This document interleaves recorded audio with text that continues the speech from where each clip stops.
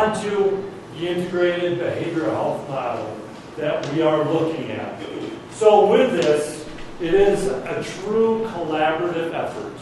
It is not just Miners Colfax Medical Center. It is not just CYFD.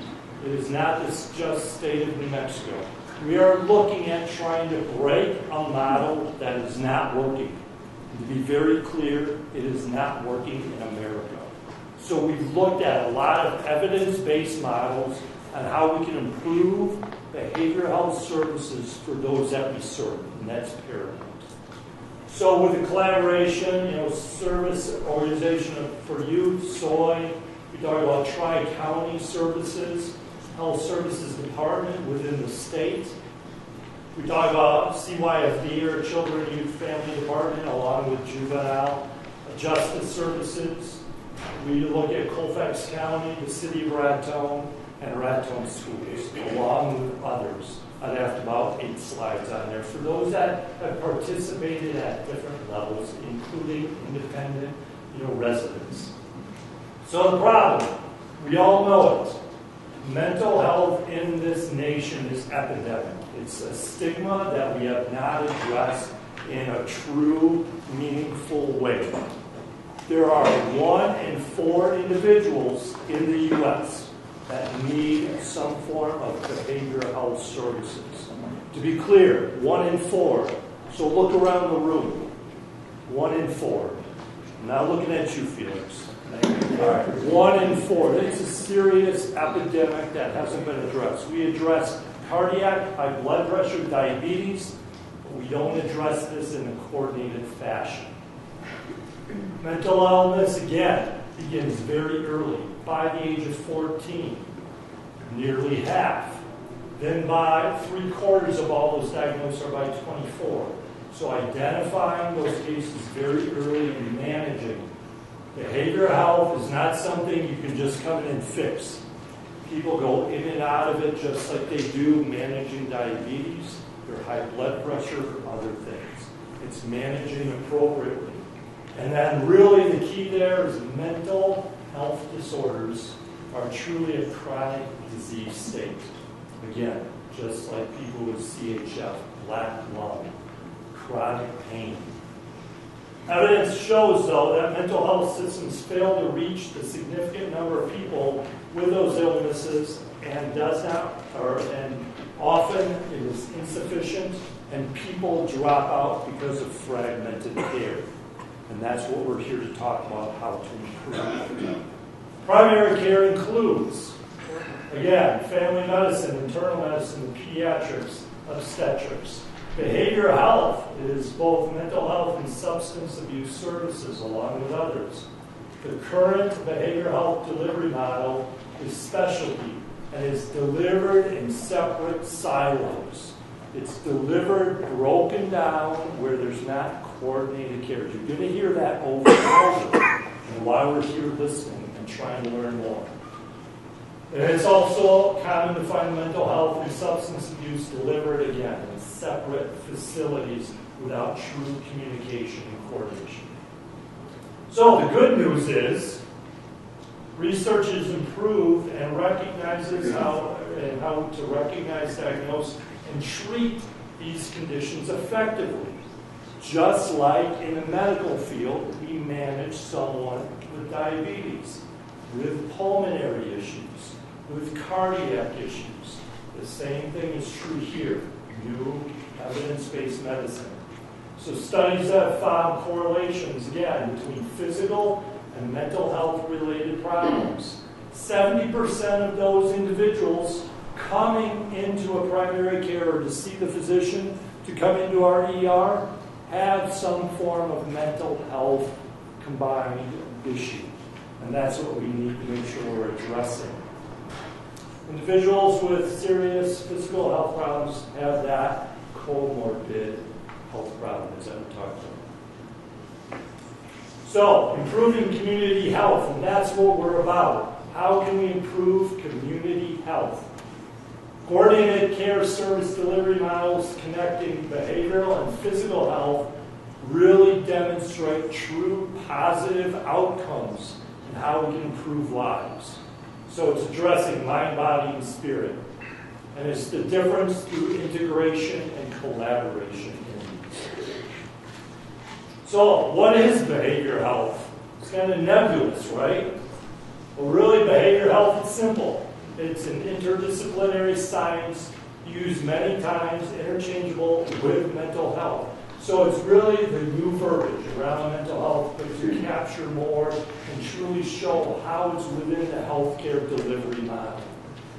Behavioral health promotes the well-being of individuals by preventing, intervening, and treating incidents of mental illness, substance abuse, and other factors affecting that individual's health.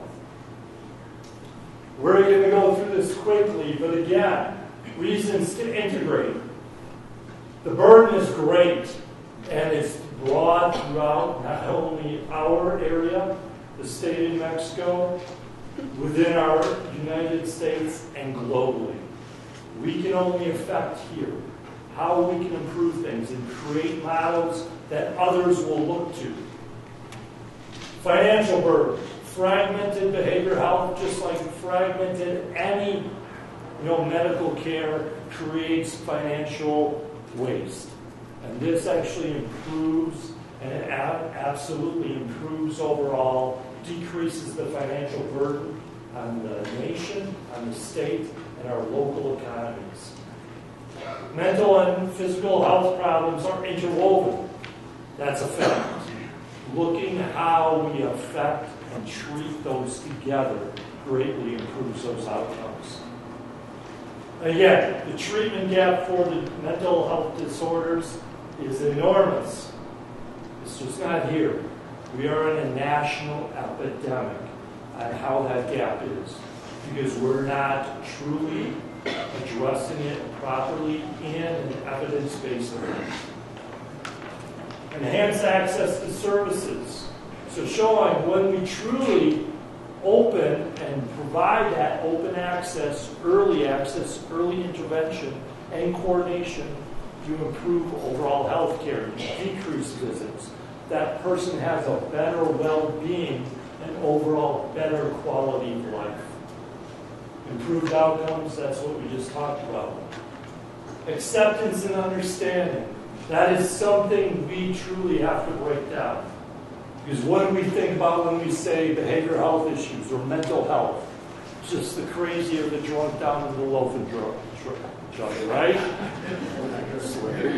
But that's what we keep hearing. Or it's after midnight, they're coming in the ER. That's it. It's not.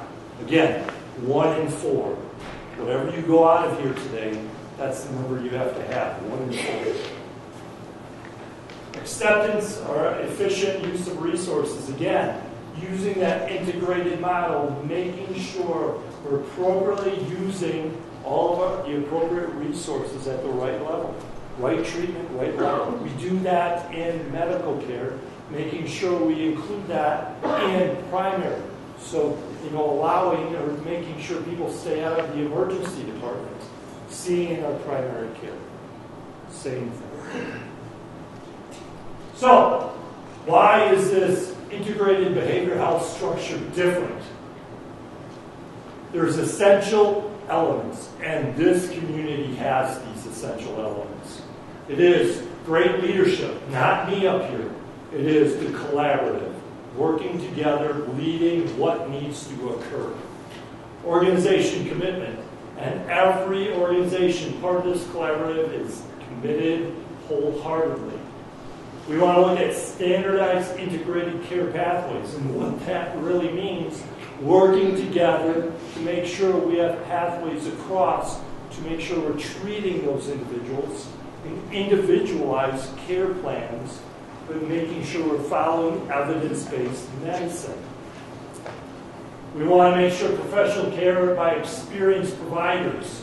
So again, making sure we have the right individuals providing these critical services, making sure they've gone through the education, the skills, the mentor, and have the credentials. We want continuum of care across. Right now, again, it's fragmented. People come in, they see a certain individual, or they go down for an acute care stay in Albuquerque, they come back, they fall through the gaps. That's a problem. We want engaged community partners, and I'll tell you wholeheartedly, we have engaged community partners committed to improving the health and wellness of our entire region. It's a team concept. This can't be done, again, isolated or in silos.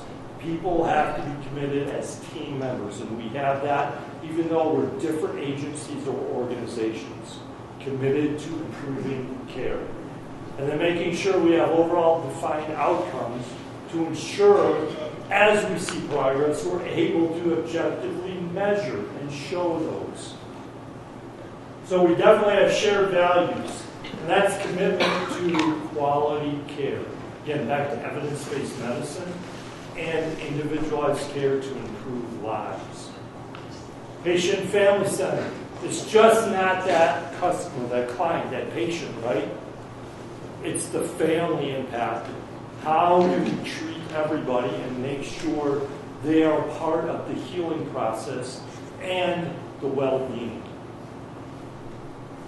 So in summary, behavioral health disorders are as disabling as diabetes, cardiac, heart diseases in terms of decreased quality of life and premature death.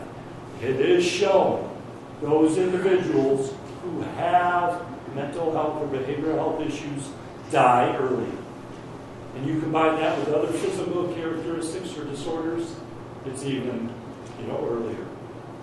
Integrated care offers an exciting opportunity to develop models in which behavioral, mental health, and key components are the overall. So it's bringing everything together for that, for a total mind, body, and spirit. Integration of primary care and behavioral health will be the key part of healthcare reform in the coming decade. This is the drive nationally because of evidence-based studies showing how effective it is when you truly integrate and you truly have collaboration. So, with that, I'll turn it over to Kim to talk about her part of that collaboration. I'm glad to be here and glad to see all the faces. Okay. I'm the CEO of Tri-County, which is a behavioral health provider and substance abuse treatment provider in Raton, and Clayton, and Taos. In the Raton area, we serve, our caseload averages 340 to 500 people actively seeking treatment. My belief is we could treat 600, 700 people, but what Sean is talking about is the stigma is the issue. Integrating care, what that can do is you're not going to go to that mental health place, is you're going to go somewhere to get help. It takes away the negative part of that. And I think integrating in Raton is possible because everybody's around the table. So what I do want to say, what Sean was leading up to, is those people would have mental health issues. If they're not treated, they will die 25 years before a person without that would die. That's a lifespan. So that's how serious this is. We're doing integration in Taos as well, and we talk with primary care. The specialists call us, we call them. We may see someone, we're thinking thyroid issue. They hadn't given that information to their doctor. We can give the information, and all of a sudden, this care is provided, and the mental health issues decreased when the thyroid was treated. So you can't do it like this. And we've tried that. I've been doing this for 28 years, and I can tell you it doesn't work. We're all connected, and our head, our mind, is connected to our body. So the integration of this is so important, so people don't have to pick what treatment they're going to get. They just get treatment. And I think that's kind of my dream when I'm talking with Sean and the collaborative, is the dream is we all want to be better. We want to be healthy. And you can't do one piece without the other. One of the things that we deal with is depression and diabetes. They go hand in hand. The more depressed, the worse the blood sugar. It all works together. And so for us to offer as much education to the community as we can is people on blood pressure medicine. What's their first symptom of mental health? It's depression. The depression doesn't get treated, the blood pressure continues to do this. So we can't separate it anymore. We've tried and failed. So this is super exciting for us. Just knowing that we can touch more of the community. One of the stats that I have to deal with that I lose sleep over, let me put it this way, is to give you some numbers from Taos, it's a little bit bigger, is they had 15,000 ER visits in 2013. 3,000 of those people had a primary diagnosis of mental health or substance. 8,000 had a secondary diagnosis of substance and or mental health issues. That is a large number, and they get their medical treated, but if they don't get that mental health or substance, guess what happens? They're back in the ER with an issue that's medical. They get that treated, they leave, we didn't touch the mental health and substance. Guess where they end up again? Back at the ER. So the ER can't be our treatment facility. That's for emergencies. The other thing I want to talk about a little bit before I go too far off of integration is all of our towns, we have inpatient facilities. Taos has one, Raton has one. It's called your detention center. We're not integrating care. People aren't getting the care they need. They're going to get care somewhere. We don't need to provide mental health services in jail. We need to provide mental health services so people don't go to jail. Detention doesn't fix people. And this is kind of a passion of mine, is at any given point in time, a stat for you to remember, is any given day in the United States, there are 35,000 people in inpatient psychiatric facilities. It's not too bad. We're a big nation.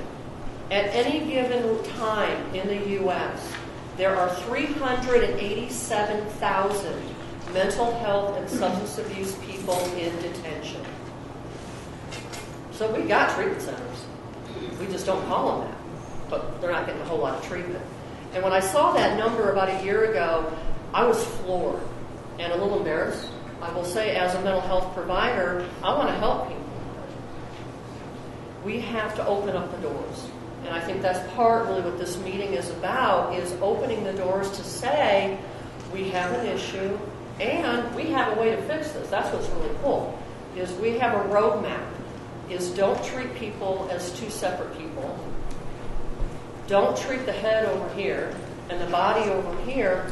If we all are in the same room, it can happen. The other one little thing I want to talk about is working in the mental health field. I was a therapist first and a CEO second. I kind of like the therapy part. But what happens is, think about this, is you have a person who is extremely stressed, maybe having some suicidal thoughts, doesn't know what to do, doesn't want to live anymore. They're not going to tell their primary care, and primary care normally is not going to ask that. I will be changing that. So all of a sudden they really do get suicidal. They come to a mental health clinic, and we have this lovely news to tell them. We're so glad you told us you're suicidal. We're now going to put you in an ambulance and ship you down to Las Vegas. And we're going to treat you for 3 or 4 days and send you home. There's no family involved. There's very few phone calls. That's what this kind of integrated care can take away, is families can visit. Families can be there, because not only are we treating the mind, body, spirit, there's a family attached to it. And there's other loved ones attached to that. When you ship somebody away, it doesn't happen. I've talked to many folks here that have substance abuse issues. They don't get treatment for one huge reason. I'm not leaving. I'll stop on my own, but you aren't making me leave. Because we have to ship them, and for substance abuse, we're shipping people to Las Cruces. There's no family, there's no friends, there's nobody there you know. So I just want to share some of this insight as to why this is so powerful. And we have a lot of steps to take to make it all work. But the community has to be involved in this conversation because we're losing too many of our people. And I think that has touched everybody in this room. Is mental health or substance abuse has taken someone that you know. And it may have taken them because they're in jail. It may have taken them because they've been shipped away. But the worst thing that has happened, it has taken them because they died. And this community can come together on saving people. That is all I have. Thank you for listening, and hopefully we can join the project. It's a great one. And with that,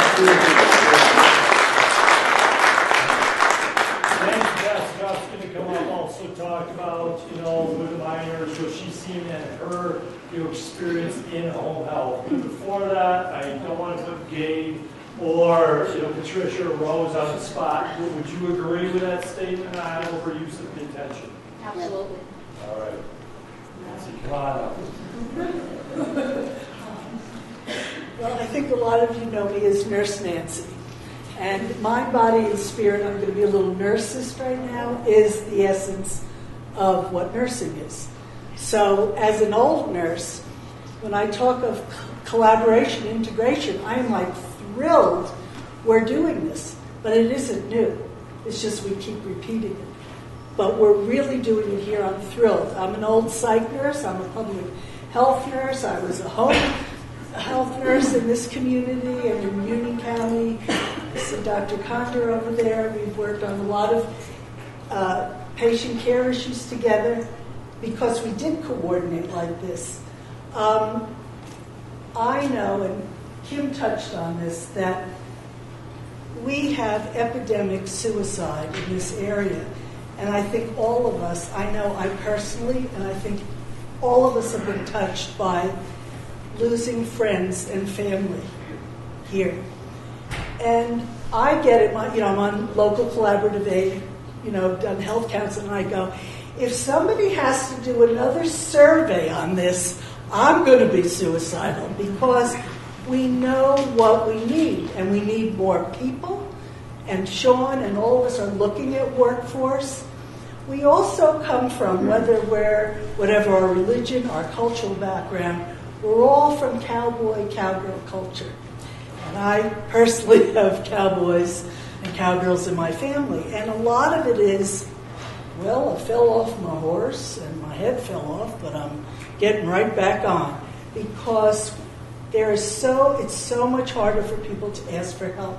And I said I did more as a school nurse in Des Moines or in home health to be able to identify people who need help. To be human, I think, is to need mental health on some level or another.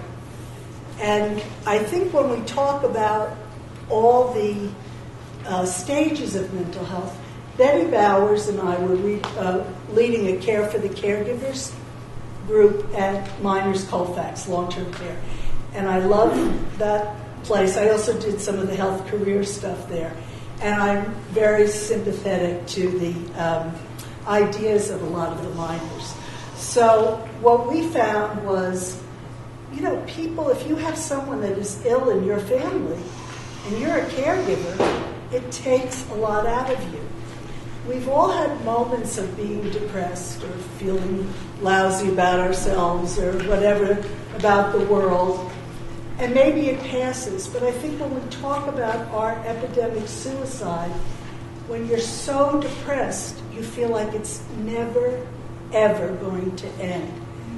We're a gun culture, and so when I was the Whittington camp nurse this year, thanks to Janine Peake, no, I'm not against the Second Amendment, but some of that evaluation has to do with the balance between people who might be suicidal and can have guns.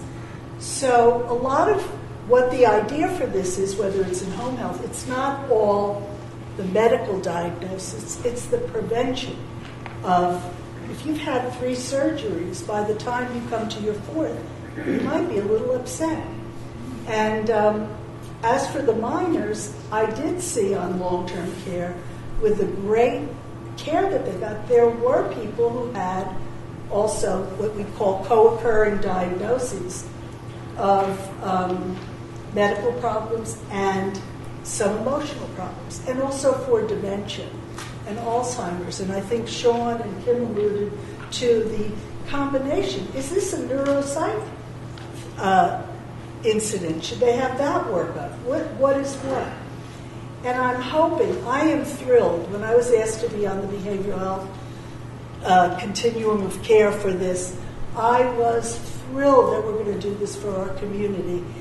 Like I was talking to Mike, and we belong to certain common organizations. So I certainly can't answer a lot of the financial questions that will come up. But I do know from working in healthcare, when you get the third-party reimbursement, what things will bring to our community, not just to heal our community, to stop the losses we have, but to bring people to come and go to the post office. I see my postman. And to go to the restaurants and things like this. I'm very, very, very excited. And the other thing is, we are rural frontier health. And when I go to the meetings, wherever I go, they'll go, well, can't you go over to Vegas? I mean, it's just down the road. I say, no, that's 2 hours. We have our own culture here. And that's why we also want all of you to contribute to making this our community's hospital and collaboration of care. So I thank you very much.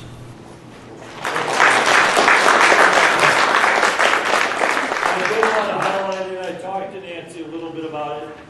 Candace Evans over here on the side is part of our Black Lung Outreach Program. We're part of a 17-member coalition throughout the nation for minors and treating not only black lung, but severe respiratory disease and other ailments. MCMC has the premier program for our outreach. We have that 50-foot semi, full satellite, electronic health record. We do screening and interventions throughout the state of New Mexico. And that's a HRSA grant fund, and Candace actually got another $500,000 for the next 3 years for that program. And we're actually going into Wyoming, Montana, and Utah for it. But with that, we, through the collaboration and through our coalition, working on what's called minor to minor as part of this whole behavioral health, initiative.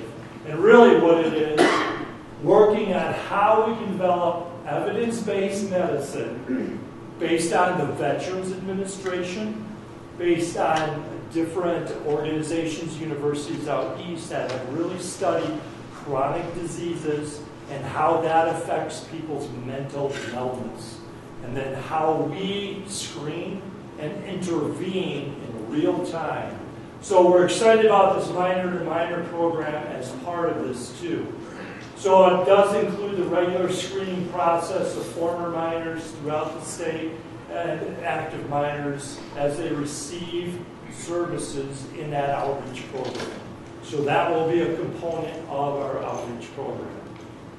And part of the programming will provide culturally appropriate care. As Nancy really focused, we need to make sure it's culturally appropriate for wherever we're at.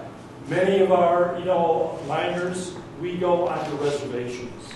We are one of the few that are invited. You have to be invited on reservations because of the trust and what we're able to provide. So, again, culturally competent, focusing on former minors, active minors, their families who are struggling with black lung or other chronic diseases because it is affecting minors. We have to be very clear on that. So, I'll let Erika and Ferman come on up. Good evening. I'm Erika. That's Ferman. You want to start, or would you like Sure. me to? I can start. I was thinking about it when Kim was talking. I've been with the service organization for you since 1989. They were established and incorporated in 1983. So we've been here, we've been a part of the community, we've been collaborating, we've been working with everybody in the community. We've been working with with the CYFD, Juvenile Justice, and Protective Services, and all the other providers in the community. And ever since the beginning, we've been overwhelmed. We've been overwhelmed because, as Sean put it, it's fragmented. The whole system is fragmented. And the reason it's fragmented is because it's not integrated. And that's the big word. That's what you emphasized, and that's the big word here. I'm on the state local collaborative, and I represent the 8th Judicial District. That's Taos, Union, and Colfax counties. And I go to Santa Fe for our meetings, and I chair the meetings here. And everywhere I go, all of our state meetings, everybody I meet, this is what everybody's attempting to do because it is the future. This is what we have to do to integrate health, to bring primary care and behavioral health together and make us healthy. I like that when you said it's just going to make our community healthy. It's going to go across the state and this nation, and it's what's going to happen. So I hope that we're in the lead, and we develop this model and show the other communities and the counties and the state what's possible.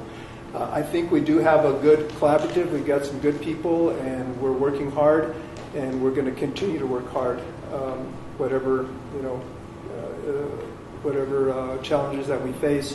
What I want to let you know, though, is that in our work, we provide services, and that's behavioral health services and substance abuse treatment to adolescents. Kim is at the adult side, and we're at the adolescent side. So we work with the adolescents and their parents. We treat probably over 200 people, 200 kids, and out of that 200, there's probably over 10%, there's about 12% that we have to send out of the community because they need a higher level of care. And that could mean treatment foster care, in treatment facility that we have to send them to, and it could mean that they just have to get stabilized, make sure they're not going to come to any harm themselves or harm anybody else, and they can come back into the community. And we try to maintain them, but that's hard. I mean, we need an inpatient treatment for a lot of these kids, and it makes me really sad when I have to send a kid off to Presbyterian in Albuquerque or up to the Peaks in Colorado. There's a new facility in Aurora.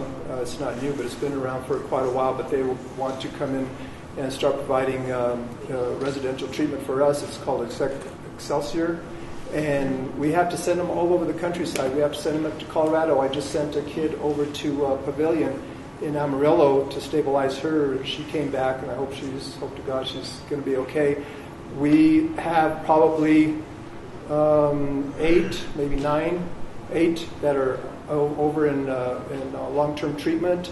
There's a few in treatment foster care. We just got back 7 that we're maintaining right now in the community that came back from long-term treatment.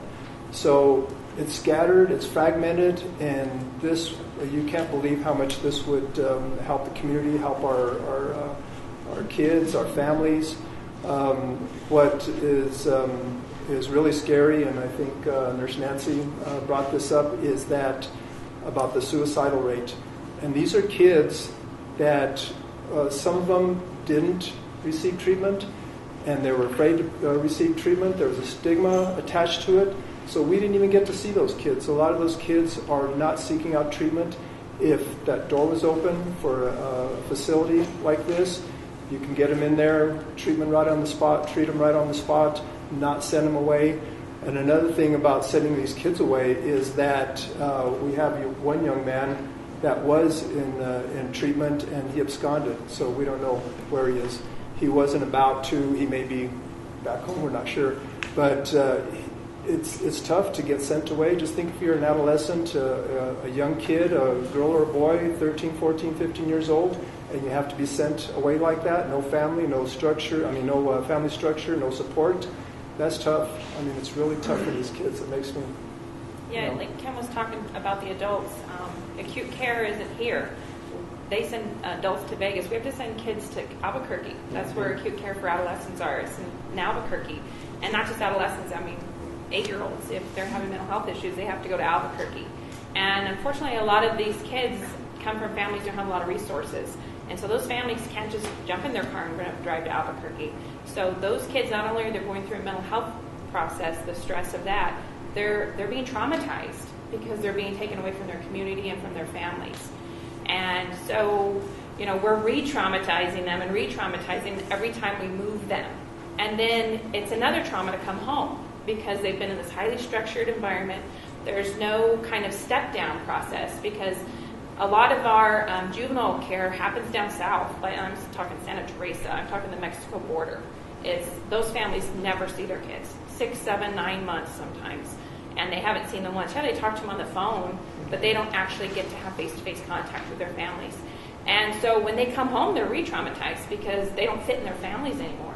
They don't fit in their homes anymore.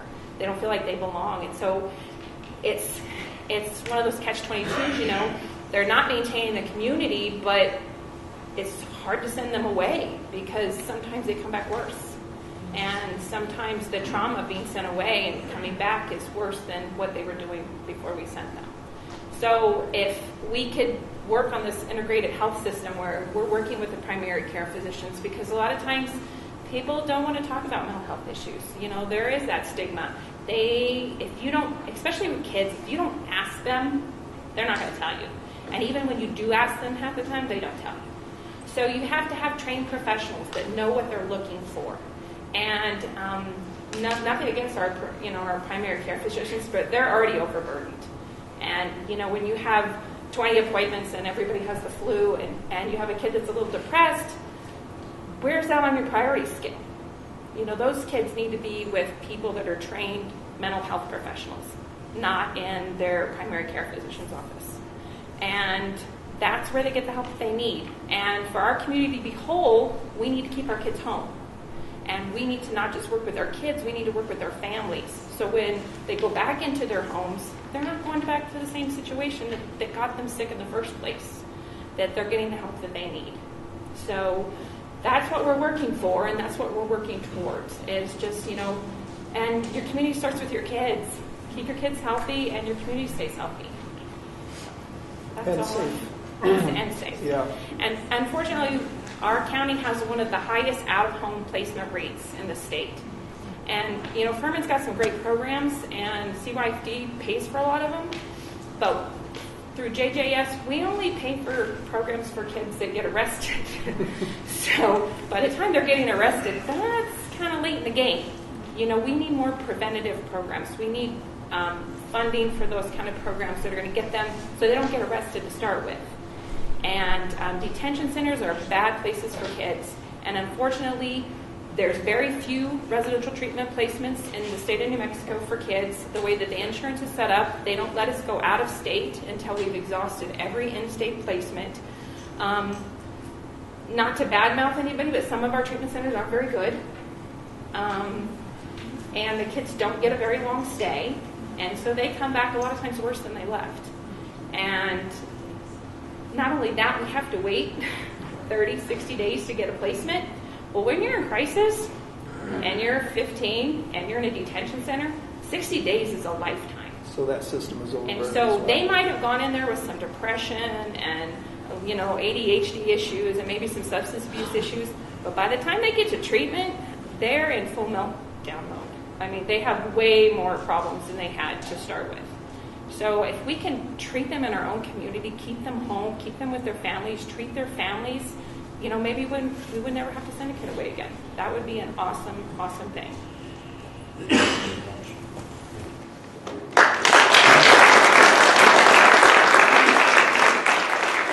I did want to tie a little bit on what Erika and Ferman were talking about, and really it's talking about post-traumatic syndrome disorder.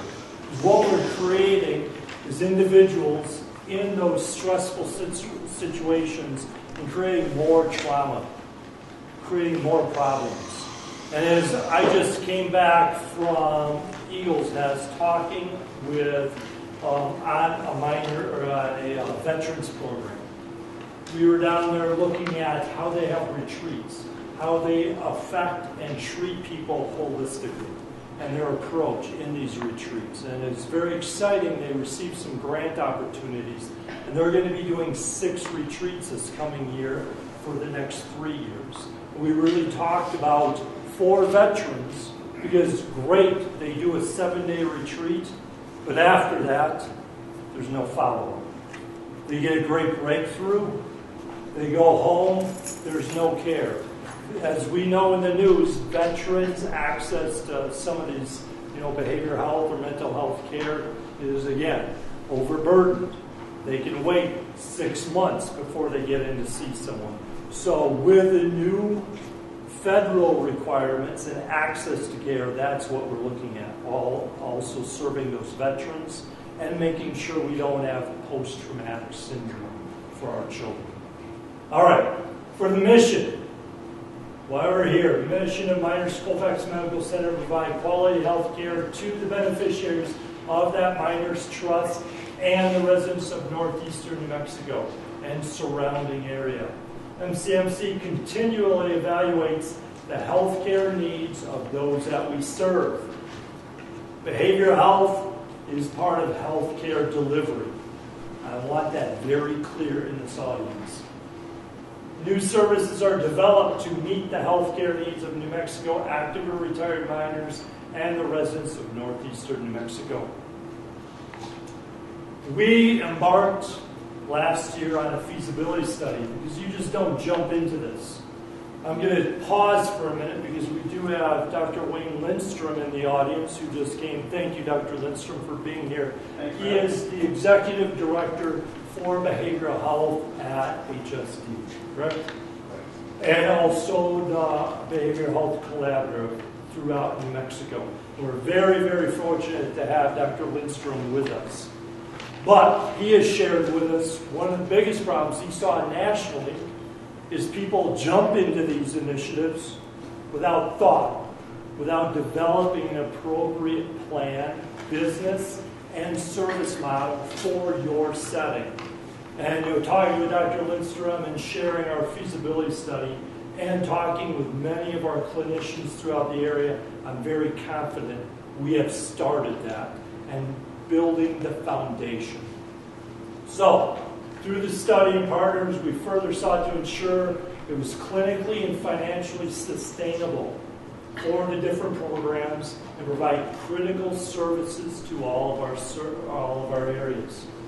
The feasibility study was the result of truly identifying those gaps, working with the Health Council to identify what gaps were out there. The goal of the analysis, so we went out. We just didn't say we're going to do it on our own. We wanted expertise. So Ameris Group out of Tennessee has great expertise in developing behavioral health programs.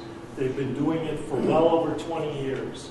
Also, DPS Architects out of Albuquerque, New Mexico, who are part of different projects in this area. And we wanted to looking at renovating the old acute care facility up the hill, or looking at what it would be for brand new construction and a residential treatment facility. So we assessed current program needs and how sustainable those programs could be. We wanted an analysis of the cost for renovating that include overall capability and most economical modifications. So again, cost is paramount, making sure we're using resources appropriately.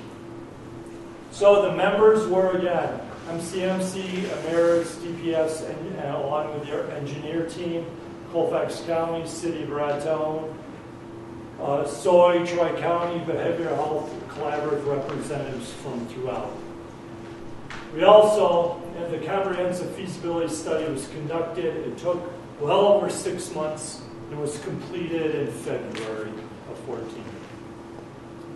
So, we looked at overall demographics, payer mixes, not to get into minutia, but it was very in-depth. So, the needs assessment showed, we want to look at adult behavioral services, of course. We want to look at geriatric behavioral services because that's a unique area. Adolescent behavioral services and chemical dependency. The needs assessment for chemical dependency and substance abuse really was encompassing. We explored existing services for both inpatient and outpatient throughout the proposed service areas, because we don't want duplication, but we want to identify what's fragmented, broken, and how we can be a partner in improving those. We looked, of course, at staffing patterns. Workforce is critical, because we can have all the great programs in the world, but if you don't have competent employees, team members to staff, you've got an empty building, right? We also want to explore resources and how we can develop those different workforce, because we know in this area it's difficult to recruit and retain qualified individuals for this type of service. So how we can reach out throughout the state and region in developing those. And then look at the different delivery models and look at what funding sources are available. So, we also took many road trips down to Albuquerque. At this time, remember, the new Centennial Care was coming into formation with the 4 Medicaid providers. So we met with all of them to better understand how they were paying, what services were required by the state of New Mexico to pay for different behavioral health. And the great news is, within those contracts, it is required for advanced and more comprehensive behavioral health services for coverage and higher levels of payment. Higher levels of payment. We did provide detailed and support summary reports. We looked at the existing building, full assessment. We created on the assessment of facilities specific for behavioral health programs, because it is unique, where use terms like a hard environment versus soft, making sure it's can hold up to the rigors that might happen within that setting. Develop concepts for facility modifications, again, making sure it's done economically. Produce a summary program for the cost, schedule estimates, and what recommendations and decisions based on that recent data. So the key findings, we heard over and over, overburdened systems, waiting 30 days, 60 days, 6 months. Over 300 children and adolescents are currently out of state receiving different behavioral health services. Inpatient detox unit is not sustainable financially unless we continue to get different grants. And there aren't many grants out there for these type of programs, but we have to access those type of grants. The existing building can sufficiently be modified to meet those requirements that we talked about, and we'll see in a minute, and people can come up to look at the initial schematics.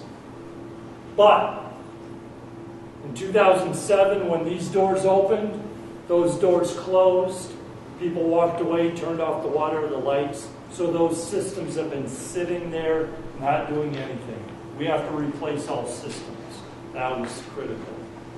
And then support services, that was part of scales of economy, which is critical in this. We're able to provide a lot of support services out of this institution, already in place.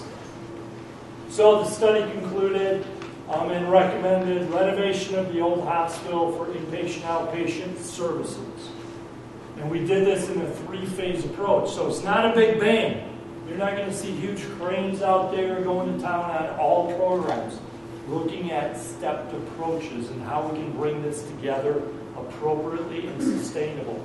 So then, second, develop advanced regional outpatient programs for additional behavioral health, including integration of telehealth. Telehealth continues to emerge more and more. As we talk about minors and veterans, it is key to have that continuum of care and using all the different resources available so we stay connected, so we continue to work with individuals on their well-being. And then construction development of the adolescent residential treatment facility that you heard from Erika and Ferman. Again, a huge need. We do have some in this state, but unfortunately over time, maybe they're not providing the best care. The access to care is limited. So what we can do to create a great new model to create a healthy community. So the recommended programs were 10-bed geriatric unit, 10-bed adult psych unit, a 20-bed adolescent, because it's 10 beds each for male, female. You can't mix them, right? Or else we have other problems. Outpatient services for all age groups. And then development of that truly integrated model. So here's the overall preliminary design. And if you look, here's the entrance to the old hospital. So you come in, great outpatient services. There's an elevator also to take you up to the second floor for additional outpatient service area.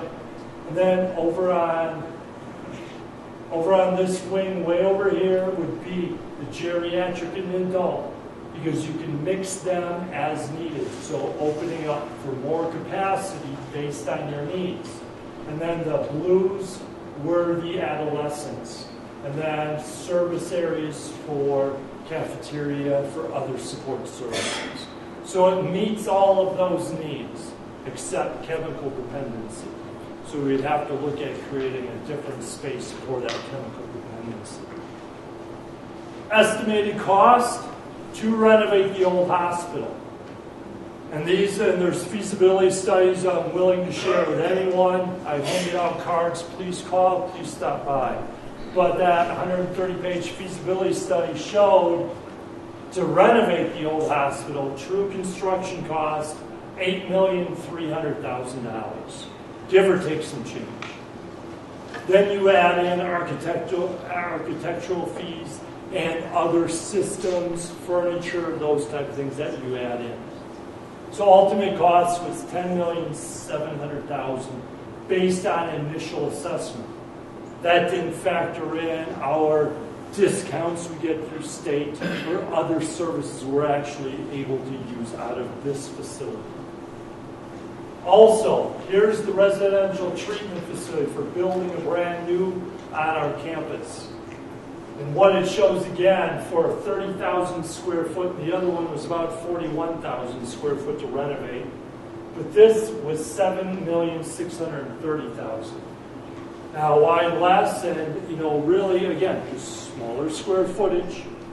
Also, with a residential treatment facility, it has different design needs and support needs. So, overall, this collaboration, I feel this community understands the state of New Mexico has a remarkable opportunity to reshape the way behavioral health is delivered and provided. Truly, northeastern New Mexico is in an extraordinary position to be that leader, to provide and create an integrated health care delivery that will be modeled within New Mexico, throughout the nation, to keep people healthy and well, mind, body, and spirit. All right, we're going to wait for questions at the end because I know there's a lot, but I do want to talk about other exciting things with our rural health clinic. You saw a big pile of dirt, or if you came in the dark, just know it's out there. What we're building now is a new rural health clinic that is different than the behavioral health. So a rural health clinic provides primary care, just like this hospital is a critical access hospital, meaning we are a general hospital providing all the normal services, but because of our frontier and rural setting, we are a cost-based reimburser. We get better reimbursement. The same will be true with a rural health clinic. It's just like if you went to any physician for care, but through this, we get better reimbursement overall. And that's the difference. So we are looking at completion in late July. I tell people July 28th at 6:30 p.m. So don't hold me to that. But the primary care clinic will house 8 practitioners and have 20 new team members or new employees. Here's overall design for that. So where Dave is standing by the camera, there's going to be a hallway taking you right down, connected to the clinic. So you'll continue to come here, check in, and we're going to work on some what we call, everybody's been to the airport, right? Speed kiosks. where you can come in, you have an appointment, and check in and go right to your appointment. The physician, the nurse will come right out and meet you. You don't even have to come over here. Those are the type of things we're going to integrate into this model. Where we're going to have great flow over to the clinic. Another evidence-based design around clinics. Again, we talked about influenza, other infectious diseases, right? We have breakouts where, the kids are coming in, snot flying everywhere. We want areas where sick people are and healthy people are. So we will have that separation, and we will create more negative flow so that air is not pushing on everybody in the clinic. It's exhausting it out instead of creating more problems. So those are some great things.